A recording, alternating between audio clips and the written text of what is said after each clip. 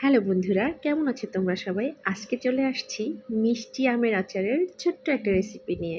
তো আশা করি তোমরা আমার এই আমের আচারের ফুল ভিডিওটা দেখবে এবং তোমরাও বাসায় তৈরি করতে পারবে অনেক মজাদার একটা রেসিপি মিষ্টি আমের আচার।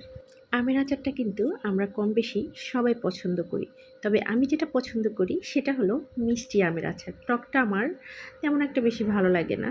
তো চলো বন্ধুরা, দেখে নেই কিভাবে আমি এই মিষ্টি আমের আচারটা তৈরি করি। তো ফার্স্টে আমি যেটা করব সেটা হলো আমি 1 কেজি পরিমাণের আম নিয়েছিলাম, আর আমি এটার জন্য নিয়েছিলাম 3-4টা শুকনো মরিচ, সাথে নিয়েছিলাম 5 ফোড়ন, আর সাথে নিব কিছু জিরা, আর সবগুলো উপকরণ আমি একটা তাওয়ায় ভেজে নিব। ফার্স্টে আমি শুকনো মরিচটাকে একটু ভেজে নিব, তারপরে আমি 5 ফোড়ন আর জিরাটা অ্যাড করব।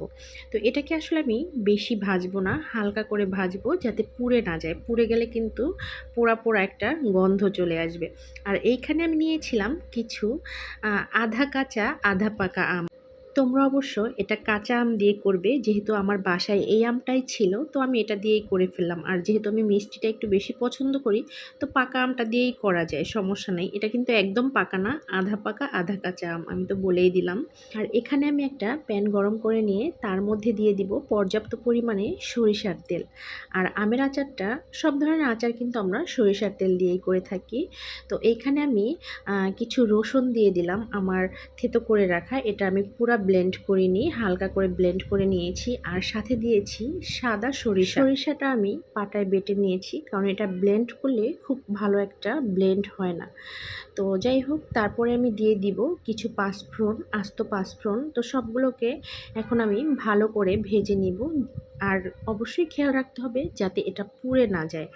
তো যখন এটা আমার ভালোভাবে ভাজা হয়ে যাবে সেই পর্যায়ে আমি দিয়ে দেব আমার ধুয়ে পানি ঝরিয়ে রাখা আমগুলো। এটা কিন্তু ভালো করে ধুয়ে আমি পানি ঝরিয়ে নিয়েছিলাম আমগুলো। তো অবশ্যই কিন্তু তোমরা কাঁচা আম দিয়ে ট্রাই করবে, আমি কিন্তু বারবার বলতেছি। আর আমি কিন্তু এটা আধা কাঁচা আধা পাকা আম দিয়েই করতেছি। এখানে দিয়ে দিব সামান্য একটু হলুদের গুঁড়া আর সামান্য একটু মরিচের গুঁড়া। আর মরিচের গুঁড়াটা অবশ্যই একটু বুঝে শুনে দিতে হবে যাতে সবাই খেতে পারে, বেশি দিলে কিন্তু আবার ঝাল হয়ে যাবে। তো যেহেতু আমি 3-4টা শুকনো মরিচ নিয়েছিলাম 1 কেজি আমের জন্য, তো এখানে পরিমাণটা বুঝেই আমি মরিচের গুঁড়াটা দিব। তো আমি এখন ভালো করে নেড়ে চেড়ে এটাকে একদম ভাজা ভাজা করব। তারপরে আমি দিয়ে দিব খেজুরের গুড়। এটা অবশ্য চিনি দিয়েও করা যায়, আর খেজুরের গুড়টা দিয়ে করলে সুন্দর একটা স্মেল আসে, প্লাস হলো এটার কালারটা অনেক সুন্দর আসে। যেহেতু আমার বাসায় খেজুরের গুড় ছিল তো আমি খেজুরের গুড় দিয়ে করে ফেললাম। আর গুড়টা দেওয়ার পরে কিন্তু এটা থেকে পানি ছেড়ে দিছে। এখন আমি এটাকে খুব সুন্দর করে আলতো আলতো করে নাড়বো যাতে করে আমগুলো ভেঙে না যায়। তো যখন পানি ছেড়ে দিবে তারপরও 10 থেকে 15 মিনিট চুলাটা কম আঁচে রেখে এটাকে নাড়তে হবে। এটা একদম লাস্ট পর্যায়ে আমি দিয়ে দিব 2 টেবিল চামচ ভিনেগার। ভিনেগারটা দিলে আসলে আমটা নষ্ট হয় না, আচারটা নষ্ট হয় না, এটা অনেক দিন রেখে খাওয়া যায়। আর একদম লাস্ট মুহূর্তে আমি যেটা দিয়ে দিব যখন আচারটা আমার হয়ে যাবে তার ঠিক কিছুক্ষণ আগে, সেটা হলো আমি যে 5 ফোড়ন টেলে রেখেছিলাম সেটা আমি ব্লেন্ড করে নিয়েছি গুঁড়ো করে। সেই গুঁড়োটাই আমি এখানে ব্যবহার করব, শুকনো মরিচ, জিরা আর হলো 5 ফোড়ন। এই 3টা জিনিসের গুঁড়ো এখানে ব্যবহার করব। আর এই যে এখন কিন্তু আচারটা আমার হয়ে গেছে। তো আমরা কীভাবে বুঝবো আচারটা হয়ে গেছে? ভালো করে লক্ষ্য করে দেখুন, এখন কিন্তু কড়াইতে আচারটা আর লেগে যাচ্ছে না, এখন কিন্তু কড়াই থেকে আচারটা উঠে আসছে। আর এই যে আমার আচারের ফাইনাল লুক, এখনই আমি চুলাটা বন্ধ করে দিই। আর একটা প্রশ্ন আপনাদের মনে জাগতে পারে যে আমি এখানে কেন লবণ ব্যবহার করিনি। আমরা মিষ্টি আচারে আসলে লবণ খাই না।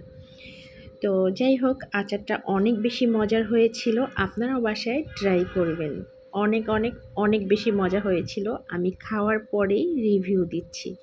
কাঁচা আমের মিষ্টি আচার, আর আপনারা অবশ্যই এটা কাঁচা আম দিয়ে ট্রাই করবেন।